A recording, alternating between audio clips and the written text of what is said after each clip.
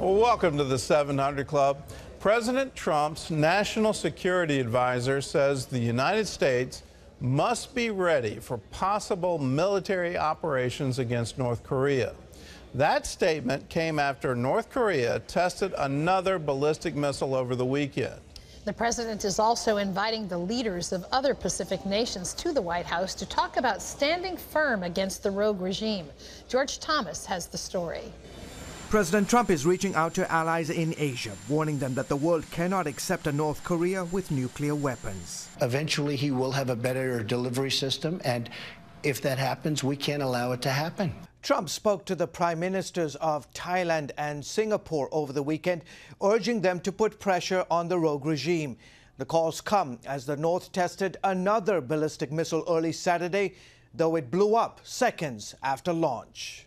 Trump's national security advisor accused North Korea of once again openly defying the international community. It may mean ratcheting up those sanctions even further, and it also means being prepared for military operations if necessary. Trump also talked with Philippines President Rodrigo Duterte and invited him to the White House. Duterte has been accused of committing crimes against humanity for an anti-drug campaign that has seen more than 8,000 killed since he came into office last summer.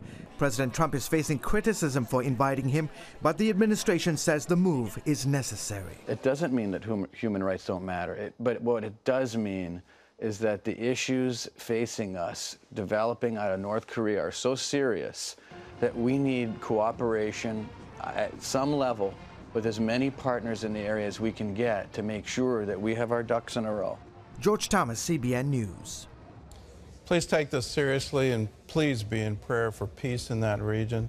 If we can put together a coalition that will put pressure on them to abandon a ballistic missile program, then great. But if we're looking at war, if that's where this is going, well, then that will put the whole region, the whole world in turmoil. The number of artillery guns North Korea has aimed at South Korea is literally overwhelming, and the destruction any kind of conflict would bring would be catastrophic. So please be in prayer. Here at home, President Trump broke with a long-standing tradition this weekend. John Jessup has that story from our CBN News Bureau in Washington. John? That's right, Gordon. Presidents have long attended the White House Correspondents' Dinner here in Washington, but President Trump declined this year's invitation. And while reporters dined together, the president was far away at a rally with his supporters. Jennifer Wishon brings us that story. The annual White House Correspondents' Dinner in Washington was very different this year. Instead of Hollywood stars, reporters and pundits walked the red carpet. And as storied journalists celebrated the First Amendment, President Donald Trump rocked a patriotic rally in Pennsylvania to mark his 100th day in office. Trump's absence at the dinner was palpable, the first president not to attend the event in more than 3 decades. Media outlets like CNN and MSNBC are fake news. Journalists who spoke at the dinner sent him a unified message. We are not fake news. We are not failing news organizations. And we are not the enemy of the American people. If the media's job is to be honest and tell the truth, then I think we would all agree the media deserves a very, very big, fat, failing grade. The public battle between the president and press continues.